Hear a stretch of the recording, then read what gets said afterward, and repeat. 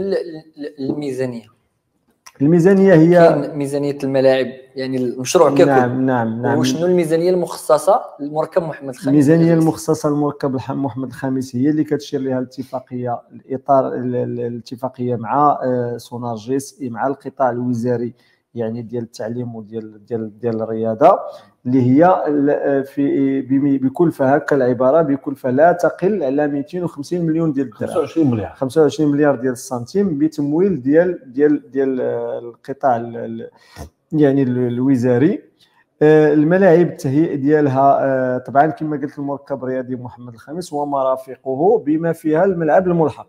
هذا هو المضمون ديال الاتفاقيه الاولى. الاتفاقيه الثانيه هي اللي دازت في هذه الدوره ديال اكتوبر ديال المجلس الجماعي، هي تاهيل الملاعب اللي غتحتضن الفعاليات الموازيه ديال كاس افريقيا للامم 2025، واللي هي 8 ديال الملاعب. فيها الشريك ديالنا، فيها الجماعه غادي تفينونسي تمويل 30 مليون ديال الدرهم، فيها المجلس ديال الجهه صادق كذلك على الميزانيه 30 مليون ديال الدرهم، فيها القطاع الوزاري اللي هو التعليم والرياضه 30 مليون ديال الدرهم يعني 90 مليون ديال الدرهم، فيها شريك اخر اللي هو الجامعه الملكيه المغربيه لكره القدم داخله معنا بمساله كل ما يتعلق بالتجهيز او الاناره، وحتى على المستوى العشب لان عندنا برنامجيه مفتوح في هذا الجانب هذا.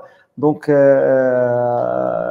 5 ديال الشركاء اللي كاينين، 45 مليار سنتيم تقريبا، 90 يشمل المشروع كامل. لا لانه وصلنا نعم عندنا 90 مليون ديال الدرهم يعني 9 المليار ديال مع 25 مع 25 نعم، مع اضافات اخرى، مع الاضافات اللي غادي تجي ان شاء الله الرحمن الرحيم. دونك غلاف مالي اللي هو مهم ان شاء الله الرحمن الرحيم غادي ينفض الغبار على الملاعب ديالنا.